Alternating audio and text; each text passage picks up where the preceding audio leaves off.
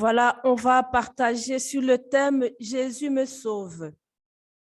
Frères et sœurs, nous avons choisi de faire un cheminement de 7 semaines de Pâques à Pentecôte pour raviver en nous le don de l'Esprit. La semaine passée, nous avons contemplé combien Dieu nous aime et nous appelle à vivre de cet amour.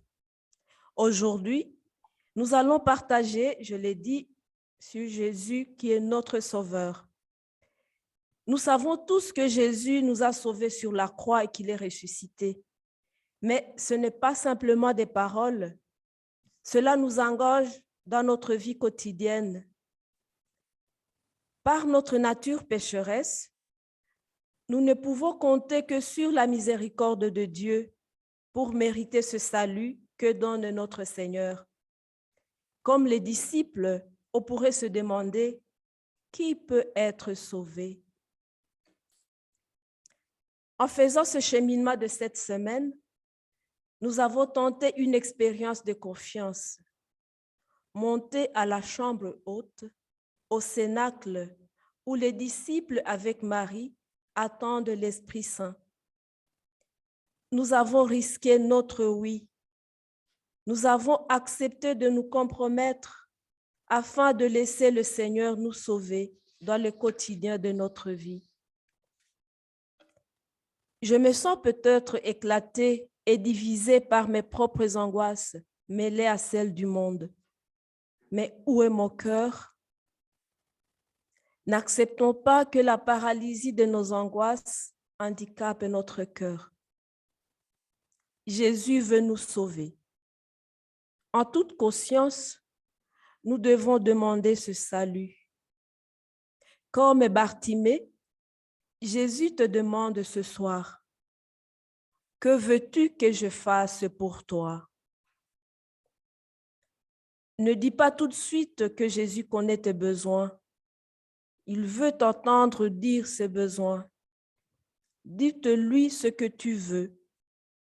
N'ayons pas peur de crier vers lui et de lui demander de nous sauver et de présenter concrètement au Seigneur là où je dois être sauvé par le don de son esprit.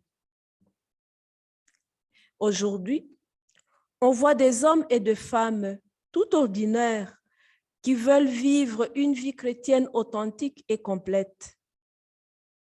En effet, l'Esprit de Dieu empoigne des hommes et des femmes ordinaires là où ils sont, dans ce qu'ils font, dans ce qu'ils sont. Pour être ce chrétien ordinaire, ils me font le don de Dieu. Pour suivre le Christ, j'ai besoin d'être sauvé à tous les niveaux de mon existence et de mon être. Au fil des siècles, des hommes et des femmes comprennent profondément l'appel du Seigneur et décident de lui donner leur vie. Saint Antoine du désert a entendu cette parole de Jésus. « Cherche d'abord le royaume de Dieu ». Cette parole a changé toute sa vie. Saint François d'Assise, quant à lui, il suit à la lettre la parole de Jésus au jeune homme riche. « Va, vends ce que tu possèdes, puis viens ». Cela a bouleversé toute sa vie. Saint Augustin, il entend un enfant crier « Prends et lis, prends et lis ». Aussitôt, il ouvre sa Bible. Ce fut le début d'une belle aventure avec le Seigneur. Mère Teresa, qu'on connaît bien, au cours d'un voyage dans un train, elle entendit une voix lui parler. Cela a soudainement changé le cours de son existence. Servir les pauvres. Et moi, qu'est-ce qui a retourné mon cœur et m'a fait suivre le Christ? Sur ce chemin à la suite du Christ, j'ai besoin d'être sauvé par lui. N'ai-je pas laissé la parole de Dieu comme lettre morte en moi? Aujourd'hui, la société court un marathon avide de plaisir, d'honneur, d'aisance. Mais pour quel bonheur? Nous cherchons le bonheur, oui. On a un grand désir du bonheur. Mais cependant, dans cette recherche de tout instant, on connaît parfois la déception, l'amertume. On est parfois frustré dans ses rêves et ses désirs. On est dans l'impasse. Et voilà que retentit l'enseignement de Jésus. Heureux vous les pauvres, heureux les doux, heureux les artisans de paix, heureux les miséricordieux. Jésus seul peut nous procurer le vrai bonheur. Lui seul peut nous sauver. Quelqu'un dirait d'ailleurs, de quoi est-ce que Jésus peut me sauver? Peut-il sauver notre monde de la guerre, de la haine, de l'abus du pouvoir? Peut-il nous sauver de la maladie? Peut-il me sauver de mes addictions, de mes angoisses, de mes peurs? Jésus peut-il encore me sauver aujourd'hui? Est-ce que j'y crois? Cependant, pour les disciples, il n'y a aucun doute. Jésus est vraiment le Sauveur. Rappelons que Jésus a rencontré les mêmes obstacles que nous, mais il les a tous assumés et vaincus dans l'amour. Jésus a connu la faim, la soif, la tristesse, les calomnies.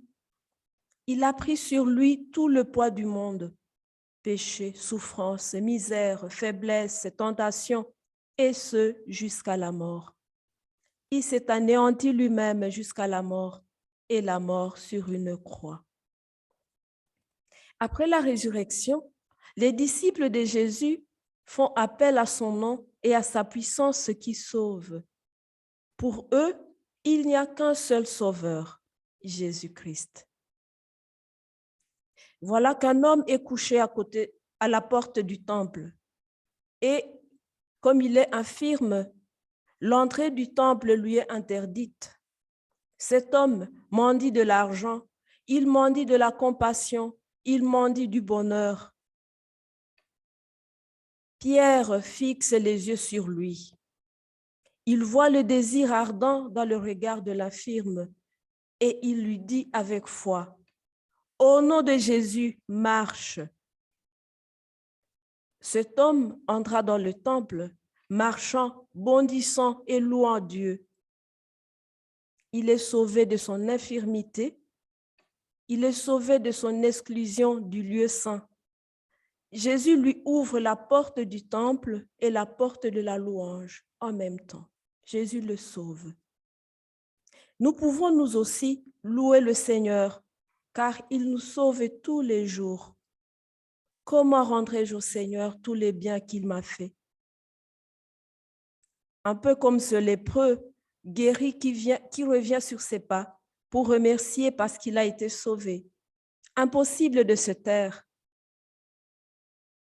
Et nous ne ratons pas toutes ces occasions de louer et de louange, louange, louange au Seigneur. Qui est Jésus pour toi? Qui est Jésus pour moi? Un sauveur? Ou bien Jésus, c'est le Tout-Puissant vers qui on se tourne quand on a besoin, un peu comme ce distributeur de billets.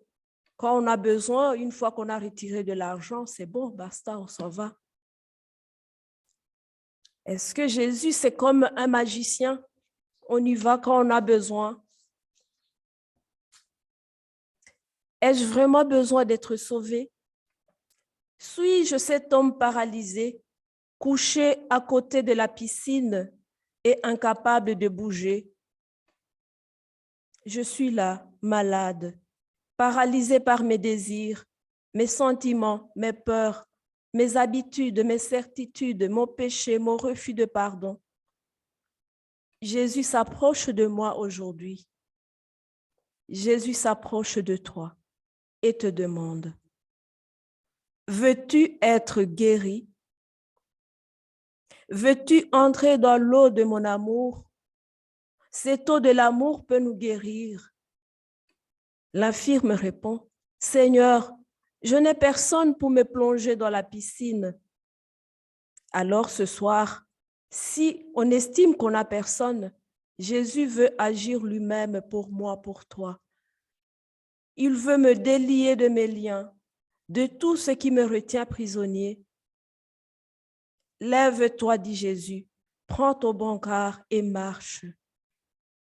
Est-ce que j'accepte de me lever et de marcher? J'accepte d'être libéré entièrement, mon cœur, mon corps, mon esprit, libéré, sauvé par le Christ. Avons-nous conscience que Jésus nous sauve dans le quotidien de notre vie?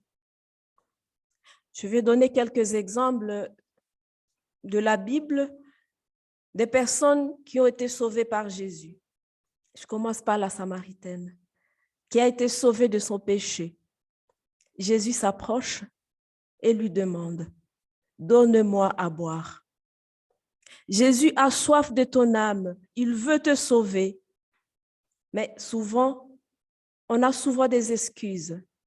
Seigneur, tu n'as rien pour puiser et le puits est profond. Parfois, nous pensons que le puits de nos péchés est profond et que le Seigneur ne peut pas nous guérir jusqu'au plus profond de nos blessures.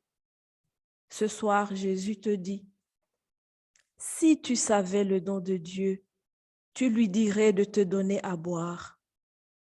Dans la confiance, comme la Samaritaine, nous pouvons implorer, Seigneur, Seigneur, donne-moi de cette eau pour que je n'ai plus jamais soif. Notre jumeau, Thomas le Didyme, il est sauvé de son incrédulité. Mets ton doigt dans mon côté, cesse d'être incrédule, sois croyant. Et là, Thomas va faire une très belle confession de foi. Mon Seigneur et mon Dieu. Est-ce que nous croyons que Jésus peut nous sauver? La femme adultère est sauvée de son péché. Il est sauvé de ses accusateurs. Moi non plus, je ne te condamne pas, lui dit Jésus. Va et désormais ne pêche plus. On est parfois dur envers nous-mêmes ou envers les autres. Jésus nous sauve, il ne nous condamne pas. Sa miséricorde est sans limite. Sa bonté, sa bienveillance, sa tendresse sans limite. Alors, Matthieu et Zachée, les deux collecteurs d'impôts, des pécheurs publics, ils sont connus de tous, des pécheurs, on les connaît. À Matthieu, Jésus dit, « Je ne suis pas venu appeler les justes, mais les pécheurs. » À Zachée, « Aujourd'hui, il faut que j'aille demeurer dans ta maison. » Des pécheurs publics qui sont pardonnés et sauvés. Après cette expérience avec le Seigneur, ils font des gestes concrets, clairs. Et nous, que décidons-nous de faire pour le Seigneur? Que décidons-nous de faire pour les autres toutes les fois que le Seigneur nous relève de nos péchés, toutes les fois qu'il nous sauve? En retour, qu'est-ce qu'on fait? Pierre est sauvé de son doute et de sa peur. Alors, Pierre obtient de Jésus de marcher sur les eaux, comme Jésus. Mais voyant la force du vent, il a peur, il doute. Alors là, il doute de lui-même, il doute aussi de Jésus. Il ne fait plus confiance ni à Jésus, ni à lui-même. Et là, il commence à s'enfoncer. Il fait une très belle prière. « Seigneur, sauve-moi. » Homme de peu de foi, pourquoi as-tu douté? Pourquoi doutons-nous? Pourquoi avons-nous peur? Parfois, on se dit, de toutes les façons, je n'y arriverai pas. Quand on doute, quand on ne fait pas confiance en soi-même, on commence à s'inquiéter, on angoisse, on a peur. Et là, on s'enfonce. On s'enfonce dans nos idoles, dans nos addictions, dans nos pensées négatives. Comme Pierre, n'hésitons pas de crier, « Seigneur, sauve-moi ». Parfois, on n'ose pas le faire. Pourtant, le Seigneur est là. pour nous tendre la main, nous relever et nous sauver. Je reviens sur l'exemple de la firme de la Belle Porte, à qui Pierre dit, « De l'argent et de l'or, je n'en ai pas, mais ce que j'ai, je te le donne. Au nom de Jésus de Nazareth, lève-toi et marche. » Jésus, par son Esprit Saint, nous a donné le pouvoir d'aider les autres. Après la résurrection, les disciples ne sont plus les mêmes. Ils ont reçu le souffle de l'Esprit Saint. L'Esprit qui leur donne la force de relever les autres parce qu'ils ont été relevés eux-mêmes en premier. Ce qu'ils ont reçu, ils donnent aux autres. Ce soir, Jésus se présente à moi comme celui qui sauve. Qu'est-ce que je veux lui présenter? Qu'est-ce que je peux présenter au Seigneur pour qu'il vienne me visiter et me sauver? De quoi est-ce que j'ai besoin d'être sauvé? Je suis convaincue que seul l'Esprit Saint peut nous éclairer et nous montrer de quoi est-ce qu'il peut nous sauver. Par exemple, le Seigneur peut nous sauver de notre cœur dur. Qu'en est-il de cet homme créé à l'image de Dieu, de cette icône que je suis? Sans l'Esprit Saint, nous sommes comme ces icônes anciennes dont on reconnaît à peine le sujet, ces icônes encrassées. Qui donnera à cette icône son éclat initial? Que de poussière dans notre vie. On a tous les jours besoin d'être sauvé par Dieu. Qui guérira mon cœur endurci, lourd, aveugle et malheureux? J'ai besoin des fameux changements. Seule la source d'eau vive qui coule du côté ouvert de Jésus pour laver, restaurer et rendre à l'icône de Dieu que je suis sa vocation de louange et d'amour. Seul le pinceau de l'Esprit Saint peut raviver les couleurs. Alors, laissons-nous travailler par lui. Le Seigneur peut nous sauver de nos sentiments. Il peut nous sauver de notre corps. Je suis peut-être captif de mes habitudes, de mes émotions, de mes envies, de mes jalousies, de mes colères. Jésus veut nous libérer. Il veut accomplir cette parole pour nous aujourd'hui. L'Esprit du Seigneur m'a envoyé annoncer aux captifs la délivrance, aux aveugles le retour à la vue, renvoyer en liberté les opprimés. Je suis aveuglée peut-être par l'égoïsme, par les difficultés de la vie, par les peurs. Je suis opprimée par la maladie, mais Jésus veut me libérer. Ne mettons pas d'obstacle à la guérison du Seigneur. Il sait ce qui me convient pour que soit libéré en moi son amour. Jésus veut me libérer peut-être de mon mal ou de mon péché. Toutes les idoles du pays, ces dieux que j'aimais, ne cessent d'étendre leurs ravages et l'on se rue à leur suite. Des idoles, il y en a tant autour de moi. L'argent, le pouvoir, peut-être les réseaux sociaux, la télévision, l'ordinateur, la course à la réussite. Il y a beaucoup d'honnêtes choses dont on fait abusivement le but de notre vie. Et on pourrait se rappeler qu'on veut choisir Dieu malgré notre péché. On veut choisir Dieu. Et comme Saint Paul, on dit, pour moi, vivre, c'est le Christ. Quel est le cri de mon être? C'est peut-être, Seigneur, je ne fais pas le bien que je voudrais faire, mais le mal que je ne voudrais pas faire, je le fais. Raison de plus de crier vers le Seigneur pour qu'il me sauve. Je connais du fond de moi-même des eaux troubles, mais le Seigneur est là. Il veut nous donner son esprit. Il nous faut juste le lui demander.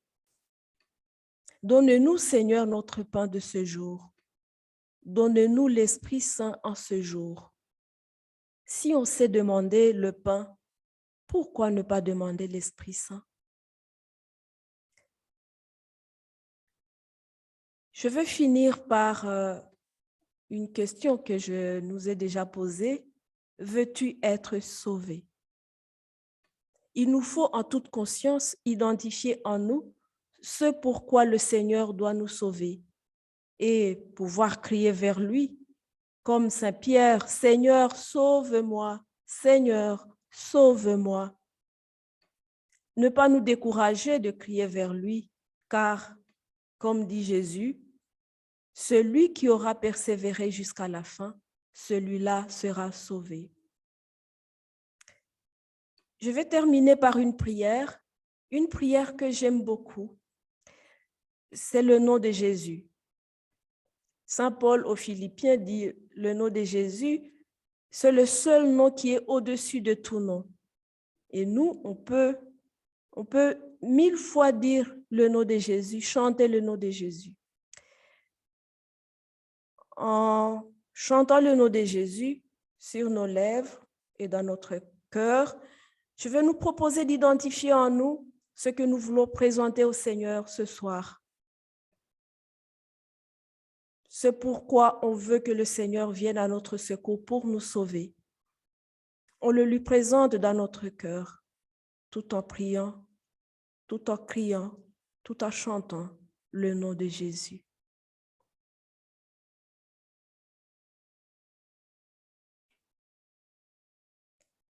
Jésus,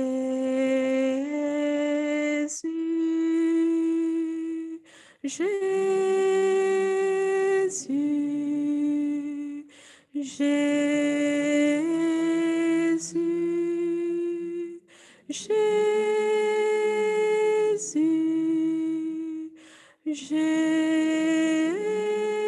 Jésus,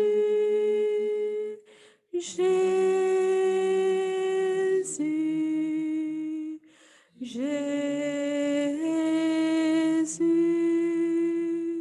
Jésus,